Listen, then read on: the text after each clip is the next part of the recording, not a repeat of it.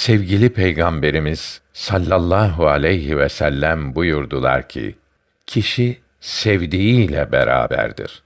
O halde ahirette büyük azaplardan kurtulup hayale gelmeyen nimetlere kavuşmak isteyen salih kimselerle beraber bulunsun. Namazlarınıza çok dikkat ediniz. Çünkü bütün ibadetleri kendisinde toplayan ve Cenab-ı Hakk'a en fazla yaklaştıran ibadet namazdır.